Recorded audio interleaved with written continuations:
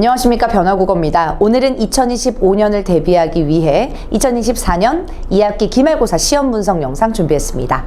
1학년 학생들 어떻게 시험 잘 보셨나요? 네, 2학기 중간고사 시험에 비해서 2학기 기말고사 시험의 난도를 비교해 보자면 좀 다소 평이하다라고 볼 수가 있겠는데요.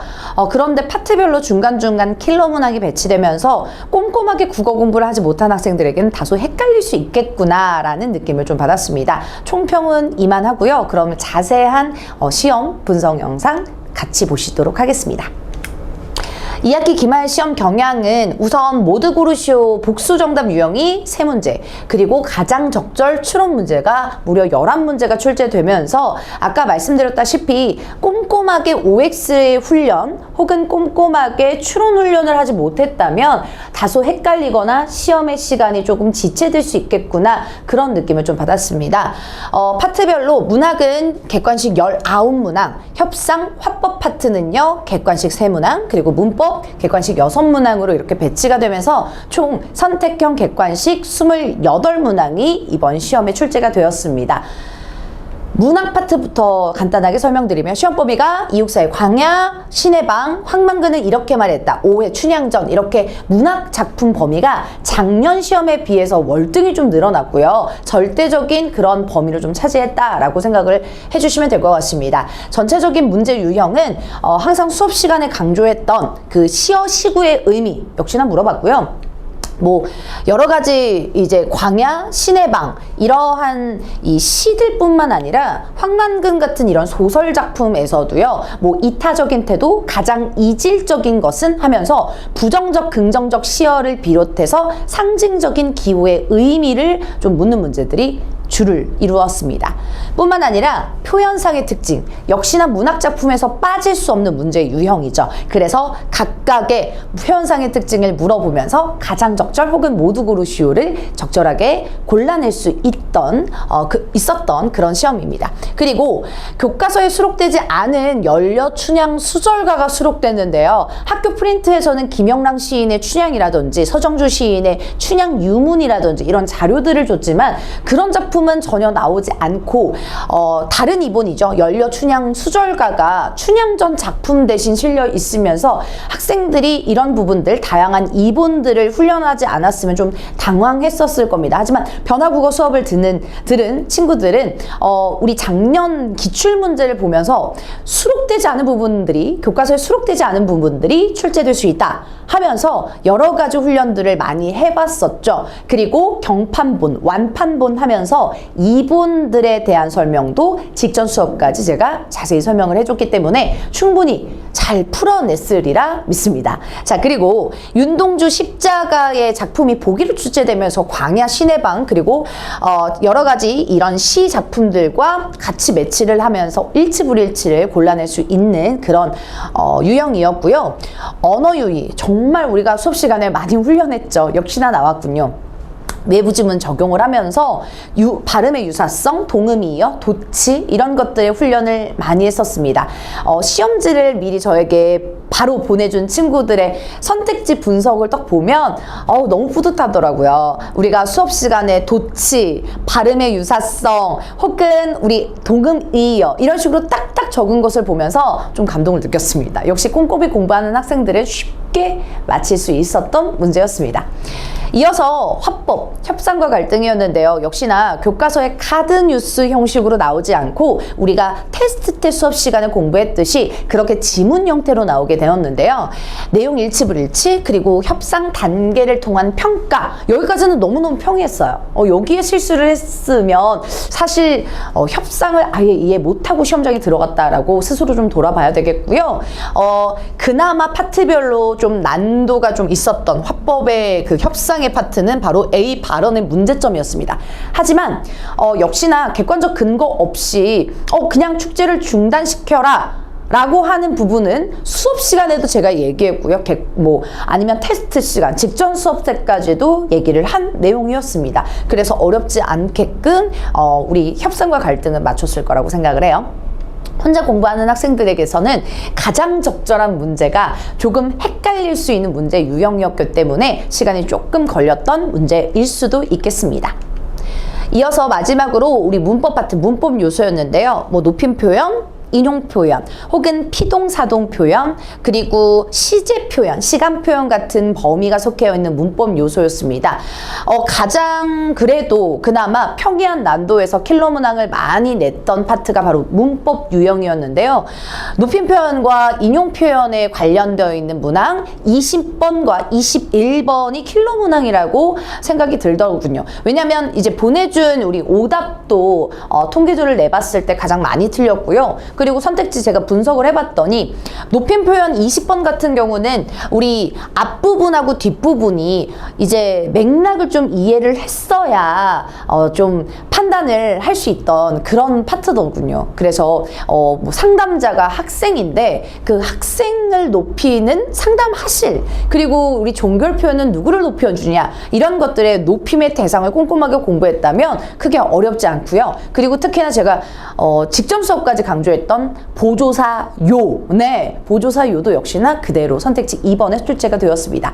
그리고 이어서 인용 표현 같은 경우는 직접 인용, 간접 인용 바꿨을 때 자기라고 하는 말이 사실 1인칭이라고 알고 있는 친구들이 많았는데 역시나 3인칭 대명사이기 때문에 이런 자기의 단어를 잘 알아야 모두 고르시오, 특히나 3개가 정답이었기 때문에 여러분이 킬러 문항을 수월하게 맞출 수 있었을 겁니다. 2번은 오타여서 삭제 처리 부탁드리고요.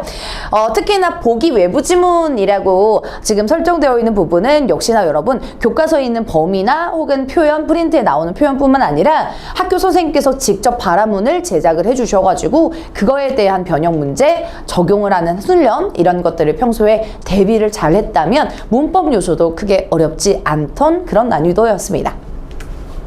그러면 저희 변화국어는 지금 중간중간 말씀드린 대로 어떤 식으로 시험 문제를 적중하고 예상을 했는지 살펴본다면 역시나 수업 내용, 수업 시간에 얘기했던 그런 부분들이 굉장히 많이 나왔다고 체감상 많이 느낄 수 있을 겁니다. 그리고 1:1 점검 테스트를 통해서 문제의 실전 훈련, 그리고 모두 고르시오의 훈련, 이런 것들을 간접 체험할 수 있었고요.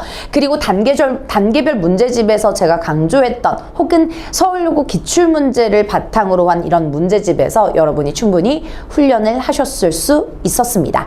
자, 그래서 문법, 그리고 화법, 그리고 문학, 이렇게 총 3가지 파트에서 본인이 어느 부분이 오답이 나왔고 어느 부분이 부족한지 스스로 돌아보는 시간을 좀 가졌으면 좋겠고요. 그래서 방학 때 이런 부분들을 보완하면서 좀 성장해 나가는 그런 겨울방학이 됐으면 합니다. 변화국어는 그래서 정규 시간 동안 항상 겨울방학 때 매시간 영상 강의 제공하고요. 과제 피드백, 진도 현황을 문자나 혹은 카톡으로 공지를 하고 있습니다. 변화국어만의 자체 교재로 방학 내내 독서, 문학에 집중해서 훈련을 할 수 있는 그런 커리큘럼으로 준비를 할 거고요. 그리고 단계별 기출문제, 1:1 점검 테스트를 통해서 우리 겨울방학에서도 우리 국어 실력을 성장할 수 있게끔 그런 여건을 충분히 마련할 예정입니다. 예비고의 정규 수업 정말 중요하다고 볼 수 있어요. 특히나 우리 서울여고 학생들 같은 경우는 1학년입니다. 1학년이면요, 1학년을 지금 다 마친 상황이면요, 아직 내신 포기하기 너무너무 이른 상태예요, 여러분. 그리고 국어라는 과목은 특성상 우리 예체능을 준비하는 친구들도, 즉 멀리 정시를 바라보는 친구들도요, 역시나 내신 수업을 많이 듣는데 서울여고 특성상 내신 수업이 곧 수능 수업이고 수능 준비이기 때문에 이런 내신 수업을 철저하게 들으려면 또 정규 수업이 뒷받침돼야 됩니다. 그러니 결국 수능과 내신은 별개가 아닌 과목이 특성상 국어가 더욱더욱 뚜렷하다라고 볼 수가 있겠습니다. 물론 다른 과목도 마찬가지이지만요. 자, 그래서 예비고의 정규 수업, 저희는 문학 독서 중심으로 바탕으로 훈련을 하면서 우리 2학년 1학기 때는 독서, 그리고 2학년 2학기 때는 문학이 내신 시험 범위로 들어가죠. 역시나 독서 문학은 고3 수능 올라가서도, 수능을 볼 때도요, 독서 문학은 공통 영역이기 때문에 지금 고2 여름방학의 기본기를 잘 다져놔야 정말 1년을 더 번다라고 생각을 해주시면 될 것 같아요. 요즘에는 씁쓸한 말이지만 재수는 필수, 3순 선택. 아니요, 현역으로도 충분히 할 수 있습니다, 여러분은. 네, 지금부터가 내가 수능 공부를 1년 더 일찍 생각한다, 일찍 시작한다 라고 생각을 해주시면 여러분 굳이 재수가 필수일 그럴 필요가 있을까요? 네, 저는 아니라고 생각해요. 자, 그래서 우리 예비고의 변화국어 정규 수업은요, 먼저 개강 전에 29일 일요일에 오후 1시부터 4시까지요. 진단고사 및 그리고 해설 강의를 준비할 예정입니다. 1시간 20분 동안 80분 동안 실제 시험장에서처럼 80분 동안 국어 45문항을 문제 풀고요. 10분간 휴식 후 1시간 30분 동안 해설 강의를 진행할 예정입니다. 그 후에 OMR을 거둔 OMR을 바탕으로 여러분이 1대1로 상담을 저와 함께 하면서 이런 부분은 이 학생이 여기가 취약하구나. 언매랑 화작 중에 어느 부분을 좀 선택하는 게 유리하겠구나. 이런 부분들도 긴밀하게 상담할 예정이니까 저는 진단고사 꼭 필참하시는 거 추천드리고요. 자, 그리고 수업 시간은 1월 4일, 1월 5일에 걸쳐서 두 날짜에 개강을 합니다. 수업 시간은 토요일 오전 10시부터 1시까지, 일요일 오후 1시부터 4시까지. 그래서 택일로 선택하면서 시간이 맞는 요일과 시간에 이렇게 수업 참여해 주시면 되겠습니다. 동일한 내용의 수업이고요. 여러분이 토요일 반, 일요일 반 선택하셔서 저랑 독서, 문학, 겨울방학 때 정말 중요한 시기입니다. 국어의 기본기를 다질 수 있는 시간, 그리고 2학년 내신을 미리미리 대비하는데 그 교과서에 있는 범위뿐만 아니라 우리는 외부 지문, 그리고 실시간으로 즉각적인 지문들을 독해하는 능력을 이때, 방학 때 쌓아두어야 할 것입니다. 그렇기 때문에 여러분, 저희 변화국어와 함께 우리 고2 철저하게 대비하면 좋겠습니다. 네, 강의 들어주셔서 너무너무 감사드리고요. 우리는 또 이때 진단고사 혹은 수업시간 개강날 뵙겠습니다. 고맙습니다.